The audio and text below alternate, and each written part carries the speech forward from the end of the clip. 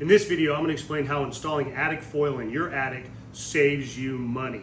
Now, I think we can all agree if you have two identical refrigerators sitting in your driveway, one is in the sun and one is in the shade, that the one in the sun is going to be harder to cool and cost more money to operate.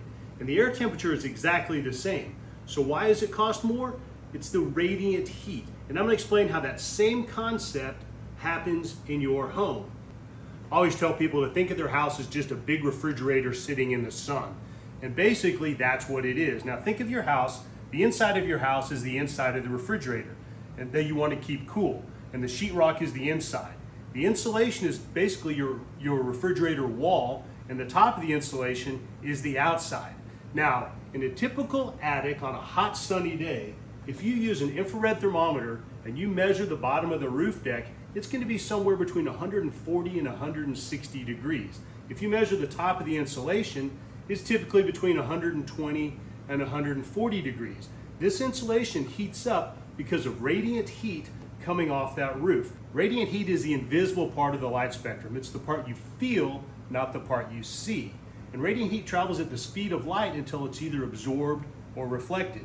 And in a typical attic, the radiant heat comes off this roof and it travels across the attic until it's absorbed by the insulation. That's why the insulation can easily be 120 or 140 degrees. Now let me show you what happens when you install AtticFoil. So when you install AtticFoil in your attic, either by using the original AtticFoil and stapling it to the bottom of the rafters, or by using the Super Perf and laying it on top of the insulation, we're breaking that path. We're reflecting 97% of the radiant heat.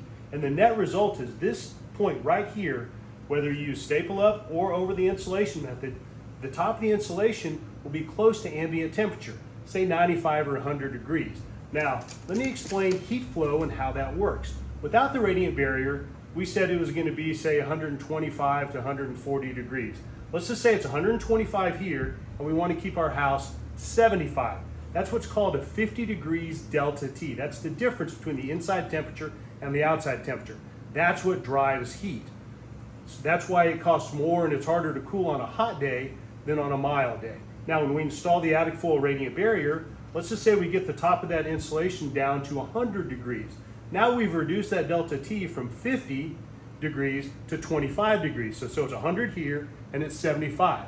So we have effectively cut that delta T in half. And that's how radiant barrier works. It reduces the heat flow into the house, and all air conditioning is the removal of heat. So if you can reduce the heat coming in, you don't have to pay to pull it out. It's that simple.